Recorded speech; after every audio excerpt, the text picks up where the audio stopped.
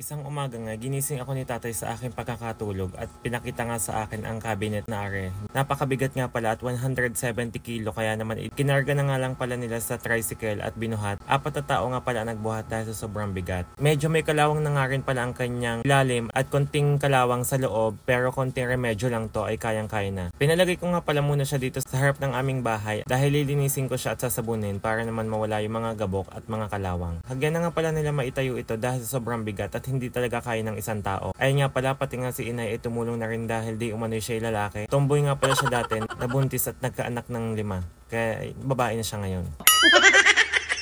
Ganun nga pala kaganda ang loob niya at napakadaming pitak. Marami din nga pala siyang gabok kaya naman lilinisin ko siya mamaya at babasain. Madami na nga din pala siyang kalawang sa ilalim pero kayang-kaya naman niyang alisin mamaya dahil magpapabili ako ng pang-alis sa kalawang. Napakaganda nga niya at napakatibay kaya naman tatagal siya sa akin. At dahil nga sa sobrang gabok niyan ay sinimulan ko ng linisin gamit ang aking dishwashing na ginawa. Napakadaming gabok naman kaya naman sinimulan ko na kahit tanghaling tapat ay ako'y pawis sa diyan. Humakot pa ako ng humakot ng tubig sa timba at ang hospay wala dahil walang katulo-tulo ang gripo sa galing ng South Luzon.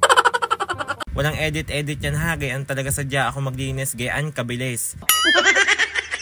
Sinabon ko na nga rin pala iyan at papatuyuin ko na sa araw. Tinignan na nga rin pala ni Chaconi at tinuturo niya na may kalawang daw doon. Kaya ayan, binuhus-buhusan ko na ng tubig at nang mawala na ang mga gabok at kalawang na iyan. Nuskus ko nga din pala siya ng sponge at yung sponge nga pala yung napudpod kaya wala na kaming panghugas ng pinggan. Tingnan nyo naman kung gaano kadami ang pitak na iyan. Di napakadami ko na din diyang mailalagay sa dami baga naman ng damit ko. Mas madami pa naman ang aking pambahay kaysa sa pang-alis, kainaman.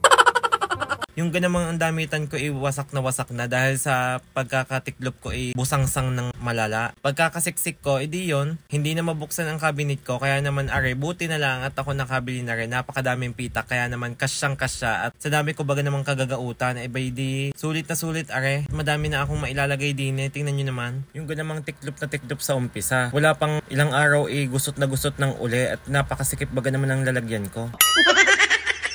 Hindi pa ako nag-uumagahan diyan. Tingnan nyo naman kung gaano ako kagilas maglinis. Wala pa yung umagahan. Talaga naman tatapusin ko ng linisin niyan kahit tanghaling tapat dahil gusto ko nang maipasok din sa aking kwarto at nang mailagay ko na at mailipat ng aking mga damit. Talaga namang gusot lahat Yan, makikita nyo, napakadaming kalawang yan pero yan matatanggal dahil nagpabili nga ako ng pantanggal sa kalawang. Mabilis nga lang din pala yan natuyo dahil sa sobrang init baga naman pati nga dugo ko gauntik ng matuyo.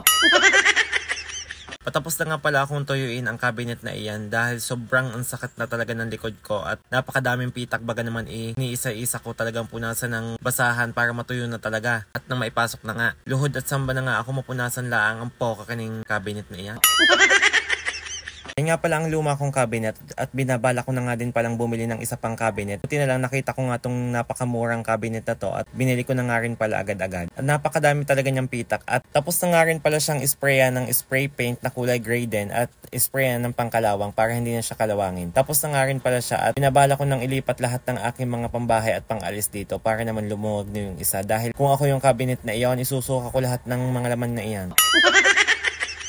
Inisa-isa ko na nga rin palang tiklopin ang aking mga damit at shorts. Parolyo nga pala yan dahil ganun nga pala talaga ako magtiklop. Para maging maluwag na rin yung aking lagay ng mga damit. Ganyan yung pagtitiklop ko. Kaya kung ako sa inyo, gagayahin ko na rin ang pagkakatiklop ko para naman maiwasan yung siksikan na damit ninyo sa inyong mga damitan. Stress na nga pala ng madaling araw ako natapos magtiklop ng damit dahil sinimulan ko talaga siya ng gabi para hindi ako abutin ng init sa umaga. Kaya naman, ayan, natapos ko na ilagay ko na lahat ng aking damit. Hanggang dito na lang pala ang aking vlog and thank you so much for watching. See you on my next vlog.